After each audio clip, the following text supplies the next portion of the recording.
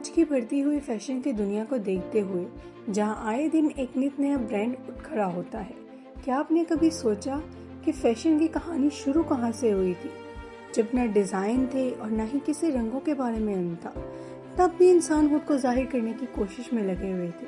لیکن کیا آپ نے کبھی سوچا کہ فیشن کا آغاز ہوا کہاں سے؟ لباس پہننے کا خیال آیا کہاں سے؟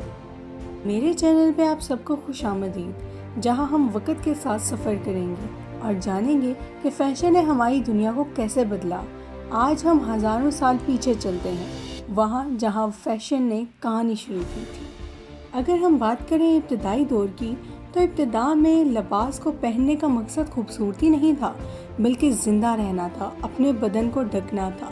انسان اپنے آپ کو ڈھکنے کے لیے پتے کے لباس، گھاس، جانور کی کھال اور خود کو ڈھانپنے کے لیے کسی بھی طرح کے پتے جیسے کہ کیلے کے پتوں کا اسپیشلی استعمال کیا کرتے تھے۔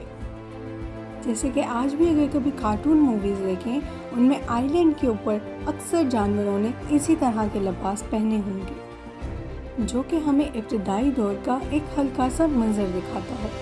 لیکن وقت جوں گزرتا گیا اور لوگوں میں شعور پیدا ہوتا گیا، تو اس کے ساتھ انسان نے لباس کو سمجھنا شروع کیا۔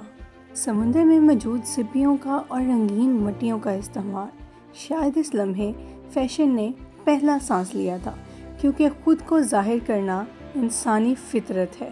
اب یہاں پہ شروع ہوتی ہے ایک بہت بڑی کہانی۔ اب یہاں پہ ہم بات کرتے ہیں ایک دوسرا ایسا پوائنٹ جن کے بعد اصل فیشن کا شروع ہوا۔ سب سے پہلے جنہوں نے لباس کو فن میں بدلا وہ مصر تھا، ایجپٹ سے بہت سا فیشن نکلا، بہت قسم کے نئے فیشن نکلے۔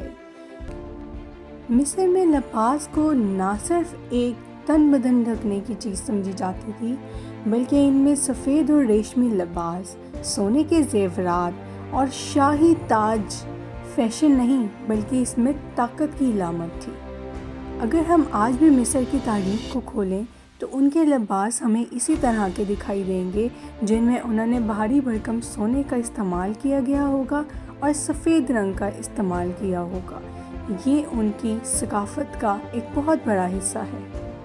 اور اس طرح اگر ہم دیکھیں تو مصر کا فیشن کی دنیا میں آنے کا بہت بڑا مقصد تھا۔ اور اگر ہم روم کی بات کریں تو اس میں ٹوگا پہننا عزت مرتبہ سمجھا جاتا تھا۔ یہاں سے انسان نے فیشن کی معاشرتی کردار کو بدلنا شروع کر دیا تھا۔ جو وقت گزرتا گیا، فیشن ایک زبان بن گیا۔ یہ بتانے لگا کہ آپ کون ہیں، آپ کا طبقہ، آپ کی ثقافت اور آپ کی طاقت۔ یورپ کے شاہی لباس سے لے کر ایشیا کے ریشمی دوپٹوں تک، ہر دھاگے میں ایک کہانی چھپی ہوئی تھی۔ اور جب لوگوں نے اپنی پہچان کے لیے لباس بدلنا شروع کیا، تب فیشن ذات بن گیا اور انفرادیت کی نشانی بن گیا۔ اور پھر 1880 میں فیشن نے ایک نیا رخ لیا۔ سلائی مشین کا ایجاد ہوا، میکانزم شامل ہو گیا۔ ایک شخص جس کا نام چارلس فرڈرک وارتھ دنیا کا پہلا فیشن ڈیزائنر کہلایا۔ فیشن اب ایک نیا آرٹ بن چکا تھا جو وقت، ثقافت اور لوگوں کے ساتھ تھا۔ تو فیشن ہمیشہ انسان کی کہانیوں میں رہا ہے، اس کی تخلیق، اس کے جذبات، اس کی ترقی۔ تو سوال یہ ہے کہ فیشن کس نے شروع کیا؟ شاید ہم نے۔ یہ تو صرف آغاز ہے۔ اگلی ویڈیو میں ہم یہ دیکھیں گے کہ فیشن کیسے ایک عالمی انقلاب بن گیا۔